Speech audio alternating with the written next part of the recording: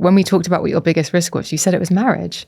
And you said that you have all of life's answers at 25, but marriage is something you did at 24. I did.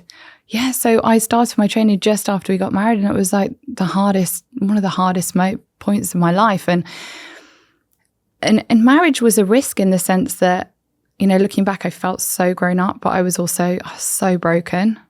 I was I was so vulnerable.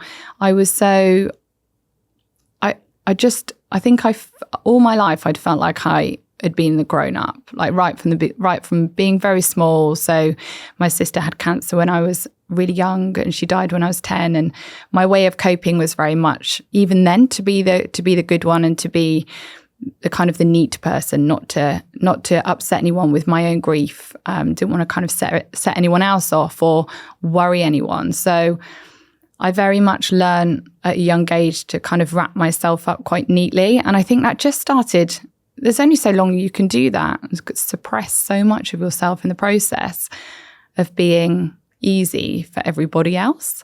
And I think when I got married, I started realizing that out of pursuing to do that, to make life easy for everyone else, I was actually hurting the people that I loved the most, because it was painful for them to see me struggling. Mm-hmm. Because no matter how independent you feel you are, you can't be everything for yourself. And I think you can end up shutting a lot of people out who would like to be your support network. And I think that can be very hard to see. So some of the ways that I was coping, there was a lot of kind of disordered eating and just a lot of kind of control. And I thought that really only affected me. But I think when I got married and started living, literally sharing a house with my husband after we got married, I started realizing that actually that was painful for him as well. And it just gave me this whole new perspective on kind of just control and perfectionism. We try and keep ourselves under wraps. We end up keeping other people out. And really life, the richness of life is about relationship.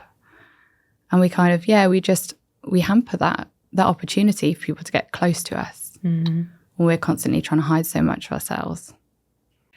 It's really complicated, isn't it? That idea of you didn't want to be a bother, you didn't want to be difficult or to cause any stress.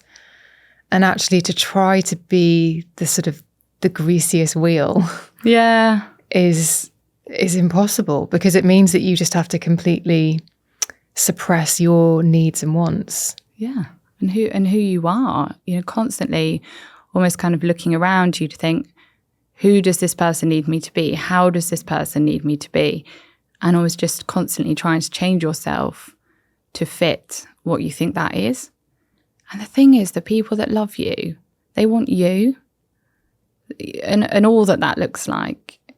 You know, the wholeness of who we are, the idiosyncrasies and the quirks and the toxic bits. You know, we're all of those things, and we can. You know, I think I just wanted everyone to have the half of me that felt the acceptable bits, but then that's not all of you, and people start wisening to that.